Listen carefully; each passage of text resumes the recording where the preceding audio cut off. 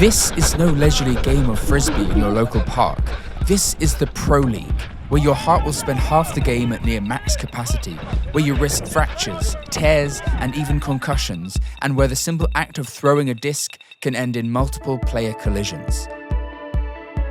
And what's more, there is no referee. It's all in the spirit of the game. I remember my captain gave a speech midway through the season. He's like, yo, this is more important than school. This is more important than your fucking girlfriend. This is more important than your family. Like, this is your fucking family. Like, sacrifice everything for this. It all starts with the first pull. In general, you can kind of create an X across your body. It kind of, follows the same mechanics as throwing a baseball, or really more so hitting a baseball. You're really trying to create as much length as you can across that posterior sling so that you can snap it back together and really contract the muscles in a pretty plyometric way to create as much force on the disc as possible. It's never coming back. It's never coming back. Yes! It's not called ultimate for nothing. It's the height of athleticism and sportsmanship, engaging every part of your body for that perfect moment when feet leave the ground and hands meet the disc. Basically everything I'm looking for in a sport. It's like the greatest game of catch that's been invented. This is Your Body on Sport.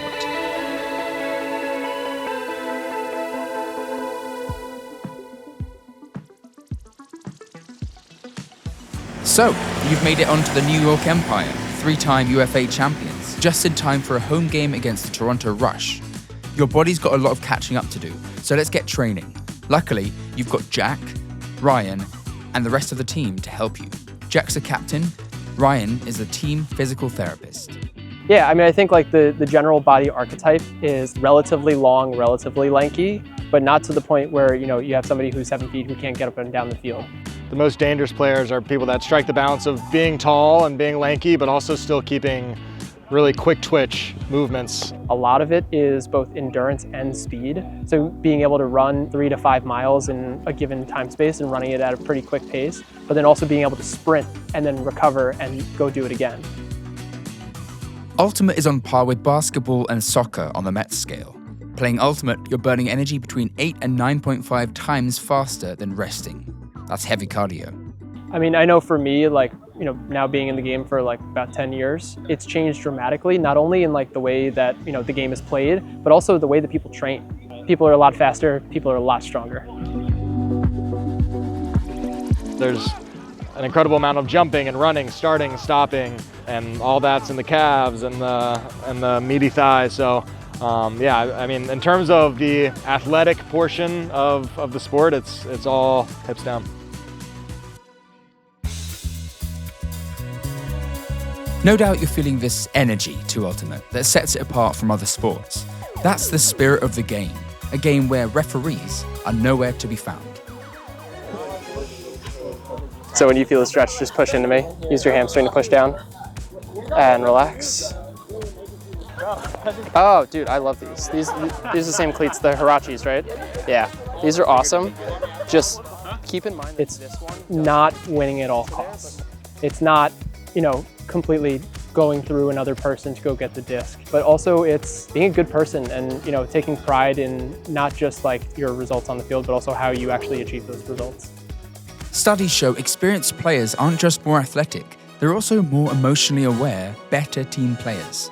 So it's down to you to call fouls when you see them, and when you cause them. And despite being a non-contact sport, you're very likely to make contact at some point. One of the nice parts about Frisbee and it being somewhat self-refereed is you and your opponent can generally agree on how much physicality you're willing to give that game. And so there's usually some level of communication back and forth throughout the game. You're being matched up with the same defender, an offensive player. And over the course of a game, you can sort of agree on how much is too much. Most of the time, especially at the higher levels, I think people have embraced a pretty high level of physicality, understanding that in the heat of competition, physicality is going to happen. It's technically a non-contact sport, but I would say it's similar to the level of basketball. Contact is technically a foul maybe, but there's some gray area where you're willing to sort of meet in the middle somewhere. Fouls aren't just about contact. In Ultimate, you're not allowed to move with the disc. So once it's in your hand, you'll have to decelerate, stop, and make your decision quickly before the stall count ends at 7. Every time you have the disc and you're throwing, there's gonna be the defense marking you, trying to prevent you from throwing it. So in order to throw it around them, you have to pivot out very wide and around them both ways. And again, it's like a lot of strength in the glutes and the thighs. So in terms of throwing, creating a really stable base for you to release throws accurately is very important. So you definitely have to be strong with your lunges. So when you're throwing, there's a person guarding you, like marking you. So if I'm trying to throw to my teammate downfield and there's someone standing in front of me, I'm trying to, like, without traveling, because I have to keep my pivot, but I have to throw around them. So this is a forehand throw around the person in front of me. This is a backhand throw around them. And this is a hammer over the top of them. And this is a scuba over the top of them. So if you're guarding me and I'm trying to throw a scuba, it's like that over the top. So I'm releasing it in a way that makes it hard for you to block it. Yeah. Same, again, forehand. Yeah, I mean, if you have fast reaction time, you might jump, but I could throw this way, I could throw that way. So there's a lot of room to cover to guard somebody. I've seen Jack go, nearly into like a full split at times just to be able to get a disc off. And you see a lot of people contort their bodies in really weird ways. But then you'll watch them and they don't always just like roll to the ground and then try to pop up. Sometimes they just pop right from there and they're able to just continue running up and down the field. So you need, kind of going back to the archetype that we talked about, you need to have both length, but strength and control too. I think you'd be amazed at how much power you can generate just with the flick of your wrist and the amount of spin that you can generate just with the flick. Like I can hold my hand out here and not move anything else except my wrist and throw a disc maybe like 30 yards. Yeah. And so you add your entire kinetic energy, your entire body to that. People can throw it 100+ yards, but just the amount of spin and the amount of power that is in your wrist alone, I think would surprise you. A Frisbee behaves like no other projectile in sport, and its trajectory is dependent on any number of tiny factors, from the angle of your shoulders to the position of your fingers. These links in your body all form the kinetic chain. Your perfect throw happens when all the links work together. If you were to only use your wrist to throw, your translational kinetic energy, the disc's movement through space, is 1.8 joules, while the disc's rotational kinetic energy is 1 joule. Now, if you were to add your shoulder and elbow, those numbers increase to 9.7 and 3 joules, respectively. A full pull from Marques Brownlee produces 41 joules. So the power aspect is really coming from the full kinetic chain and how you're actually able to generate force and produce force into your hand as you're throwing the disc. Does anybody have a disc? Yeah. Oh, perfect. So like, let's say I'm pulling here and obviously like, maybe I'll go from the backside. What I'm trying to do with that crossover step, and I like to step behind. I don't know how you like to step necessarily, Jack. Like, do you step behind, you step in front? So I like to step behind, create the length here. So I'm trying to get my right shoulder. I'm trying to get my right shoulder and my left hip as far away from each other as possible while also loading into my left hip so I can kind of uncoil from my hip and then from my back and then all the way through the arm to create as much force as possible. There's basically two main throws. There's basically flick and backhand. Those have two different grips. Backhand, there's also like over the top throws, which is the same throw as a flick. Basically there's gonna be the flick grip right here. And a lot of it's more like wrist position. So you can throw it like that or like that, flat. So you're going to here, sort of cocking it back right here so you can flick forward and it comes off. It's all about this middle finger, and basically that middle finger is the last point of contact. It's what the disc is spinning off of. It's way more about spin than it is about speed. So like the more the spin you generate, the faster and more accurate it'll be. If you're throwing it to this side of the field over here, you're gonna throw flick most of the time. If you throw it to this side of the field, now it's gonna be backhand. So this one instead of here, you're switching it up so all 4 fingers are kind of underneath right here. And thumb's gonna be right on top, kind of where these ridges are. And it's just 4 fingers. Some people have a finger out here, but I think the better way to get maximum spin is just 4 fingers underneath, folded underneath. Again, thumb right here. And this one, you're gonna cock your wrist back and spin it this way. So backhand is basically the exact opposite. On a flick, you're going forward. The backhand, you're flicking back. Flick your hand backwards in a backwards motion. This one's a lot more arm too. And at the very end, it's like kind of snapping a towel.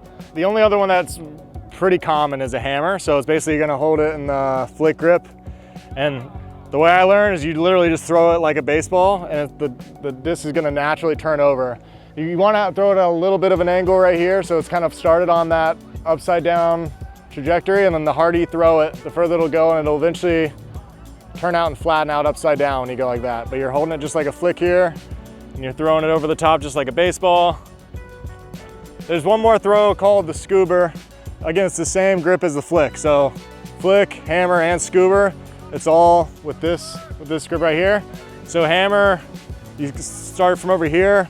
Sometimes there's like the defender's playing you different ways. So the defender's on this side, it's kind of a opposite side hammer. So you bring it from back here and you flick it over your body this way as opposed to this way. So you're gonna flick it. And again, you're just generating a ton of spin off the finger. No problems for Jack there as he drops the scoober in perfectly. Yeah, I feel like I would equate hands in Frisbee to maybe hands in tennis. It's a very similar motion. I played tennis back in the day, and I feel like it was easy, maybe slightly easier to learn how to throw with some of that tennis background of sort of that wrist flick and strong wrists and being able to like sort of sync that up and also have the balance of powerful hands, but as well hands that have some touch for the softer throws and everything in between.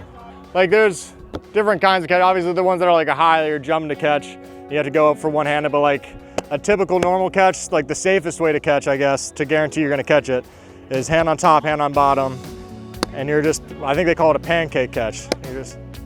It's one thing to have raw power, but if you don't have the technical aspects where I can say, hey, I'm gonna put a little bit more pressure on my pointer finger and it's gonna make the disc do this, or I'm gonna, rotate my wrist or rotate my hand in such a way that it's gonna, put a different angle on the disc. If you're just saying, hey, I'm just gonna throw it as hard as I can, you're not gonna be able to really be successful. Oh.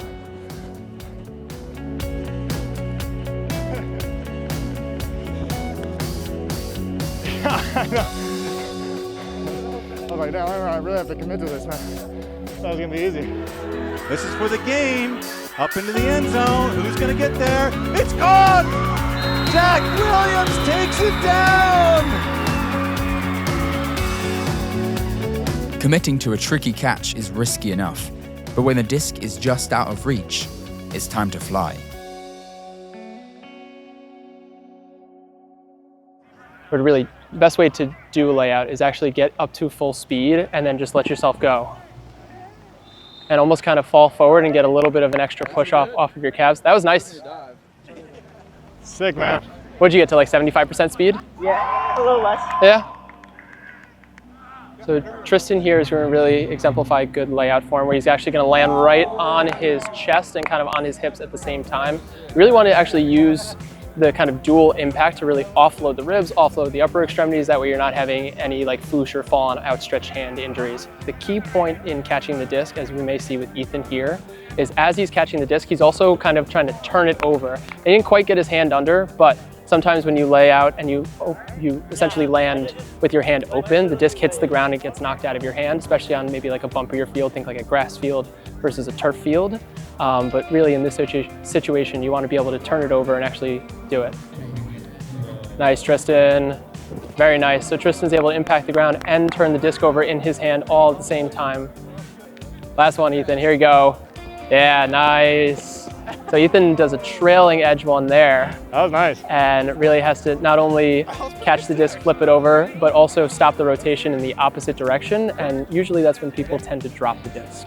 So really one of the key things for diving is not landing like this, where your hands hit first. That's where, like in a lot of sports, you end up having these what are called foosh injuries or fall on an outstretched hand injury, where you break a hand, finger, forearm bones, tear forearm muscles, or even have issues all the way up to the elbow, like your UCL injury that you would typically see in a baseball player, you can also have just from hitting the ground.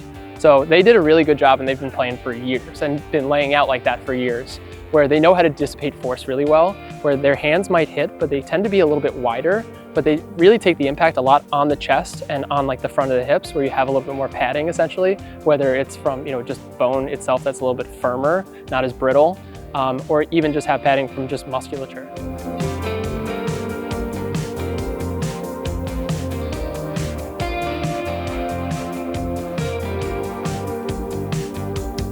Turf versus grass is sort of a huge point of contention. I feel like anytime we see a soft grass field, we're thanking our lucky stars, because they're few and far between, and not just the feet, but the whole body feels so much better when you're playing on grass. And something that has a little bit more give. Turf burn, especially in the UFA, is something that you have to deal with constantly because the turf is artificial and also has the pebbles or kind of like rubber pellets under. Some fields have mostly rubber pellets, some have like sand pellets, which are kind of interesting to both play on and lay out on. Yeah, you do get a ton of turf burn, which you have to like disinfect, wrap up and everything because turf is inherently dirty, it's outside. Versus like on grass, you'll slide a little bit more effectively because of the moisture content of the grass. The picture is crystallized and we know where we stand. We know we have to win this game, and boy, do I want to win. Let's f***ing go, okay? Hell yeah. All right, break it down. Come on, Ollie. Touch each other, touch each other, touch each other. New York got two, New York got two. 1, 2. 1, 2! New York!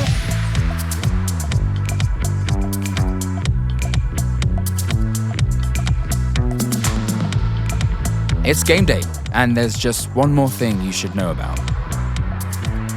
Competitive Ultimate Frisbee has a relatively high injury rate of between 6 and 22 injuries per 1,000 hours. Breaking these injuries down by area, you can see most of that is in the lower body. As for what causes these injuries, rapid directional changes lead to the brunt of them, with overuse injuries causing a quarter. Contact with other players still contributes 15%, and the turf itself resulted in 10% of injuries.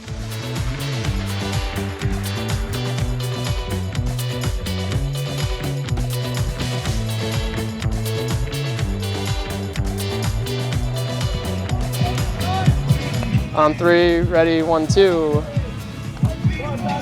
Stone cold. Get to it. I've been incredibly lucky given what I've seen some of my teammates go through. You know, you see a lot of shoulder injuries and hamstrings, a lot of knee injuries. Sort of the entire body kind of goes through the gauntlet in Frisbee. Nothing safe, it feels like, you know, from the head down to the toes. There's a good amount of actually hip injuries that kind of, I think I detect a little bit more because that's maybe where my focus goes.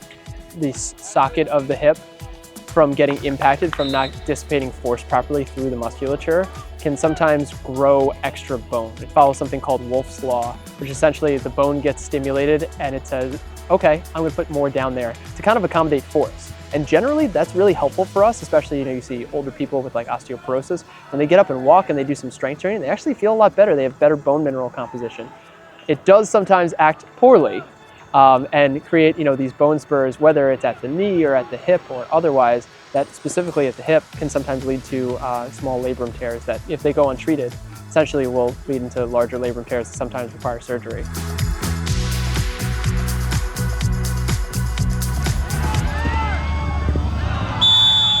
Concussions is, you know, something that has been a real point of emphasis, not only with the league, but like with me as an individual, having had, you know, concussions from playing Ultimate. And again, it's a non-contact sport, but sometimes when you're diving, your head kind of tends to snap down, and whether the head hits the ground or not, sometimes it can be a concussive-like mechanism. So head injuries, usually on diving or some kind of contact injury. Hey, I'm going up for the disc at the same time as Jack and my arm hits him by accident. Get up, Faye, get up, Faye. Yeah! I would say it just has basically everything I'm looking for in a sport. Throwing a baseball, throwing a football, there's nothing like throwing a Frisbee. There's so many different ways to throw it. Tons of running, tons of jumping. There's so many highlight plays and just like 1/4 of action. You know, I grew up playing every sort of sport there was when I was a kid, and Frisbee checks the most boxes for me. There's nothing like throwing and chasing a Frisbee that's just sitting out in space for you to go run down. I mean, not only is Ultimate like a really, you know, young and exciting and growing sport, spreading all across the US and internationally, but I think one of the best things about Ultimate is the community and, you know, how accepting everybody is in the community, and you can really find yourself as a professional working in the professional space and not necessarily being a player.